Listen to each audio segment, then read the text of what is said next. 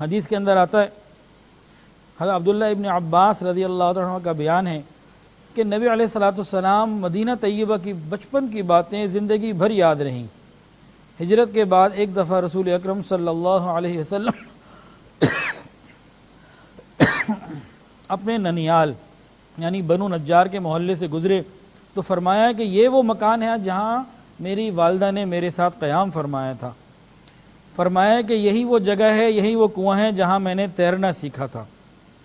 فرمایا کہ یہی وہ میدان ہے جہاں میں ایک لڑکی انیسا کے ساتھ انیسا یا انیسا کے ساتھ کھیلا کرتا تھا۔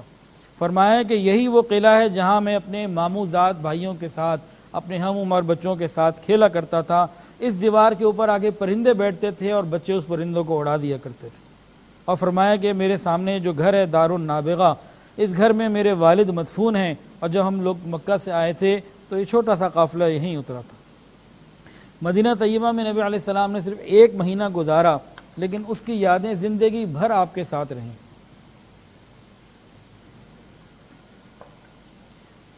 نبی کریم صلی اللہ علیہ وسلم کی پیدائش سے پہلے یہودی تو انتظار میں تھے۔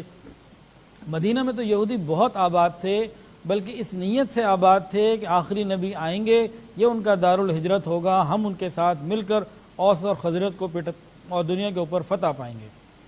نبی علیہ السلام جب آئے، یہودی جب آپ کو دیکھتے تو بہت حیران ہوتے، بہت غور سے دیکھتے۔ ام ایمن کہتی ہیں کہ ایک دفعہ ایک یہودی دیکھ رہا تھا تو وہ کہنے لگا یہ تو امت کے نبی ہیں اور یہی ہجرت کر کے واپس آئیں گے۔ اسی طرح نبی علیہ السلام ایک مرتبہ اپنے گھر میں تھے، مدینہ طیبہ میں جس جگہ ٹھہرے ہوئے تھے، کچھ یہودی آئے، انہوں نے کھٹکھٹایا، دروازہ کھولا گیا، کہا احمد کو لے کر آؤ، ہم اسے دیکھنا چاہتے ہیں۔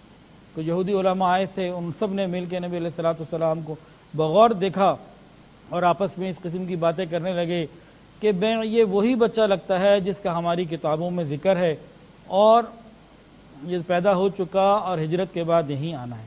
اس قسم کی باتیں جب کئی مرتبہ ہو گئیں تو نبی علیہ السلام کی والدہ ماجدہ یہ سوچنے لگی کہ کہیں بچوں کو، میرے بیٹے کو کوئی یہ نقصان نہ پہنچا دیں، کیونکہ وہ پہلے اپنے مکے میں حالات سن چکی تھی کہ یہودی ان کے دشمن ہوں گے، تو انہوں نے فوری طور پر پھر واپسی کا ارادہ